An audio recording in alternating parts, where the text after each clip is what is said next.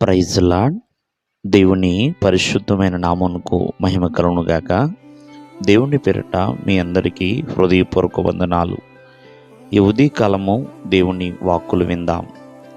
యెషయా గ్రంథము 52వ అధ్యాయము 9వ వచనము. యెహోవా తన జనులను ఆదరించెను, యెరూషలేమును విమోచించెను.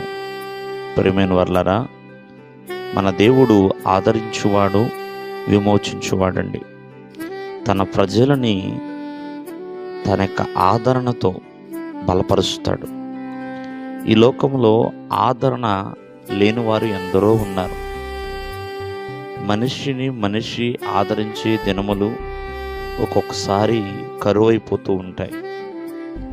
అయ్యో, నన్ను ఎవరు ఆదరిస్తారు, నన్ను ఎవరు విడిపిస్తారు అంటూ దుఃఖముతో నింపబడిన దినములు ఎన్నో వస్తూ ఉంటాయి. కానీ దేవుని యొక్క వాక్యం సెలవిస్తుంది, ఆ దేవాది దేవుడు మనలను ఆదరించువాడండి. ఒక తల్లి వలె, ఒక తండ్రి వలె, ఒక తోబుట్టు వలె ఆయన మనల్ని ఆదరించి బలపరుస్తాడు. అంతేకాదు, ఎక్కడ చిక్కబడి ఉన్నామో, ఏ బంధకాలలో బందీగా ఉన్నామో వాటి నుండి ఆయన విడిపించువాడు. కాబట్టి అందుకనే ఆయన పేరు ఆదరణకర్త అంటారు, విమోచనకర్త అంటారు. ఎందుకంటే ఆదరించువాడు కాబట్టి. ప్రతి ఒక్కరిని కూడా ఆయన ఆదరిస్తూనే ఉంటాడండి. ఒక వ్యభిచారం చేస్తూ పట్టబడిన స్త్రీని ఎంతోమంది రాళ్లతో కొడుతున్నప్పుడు యేసుక్రీస్తు వారు మాత్రమే అడ్డుకున్నారండి.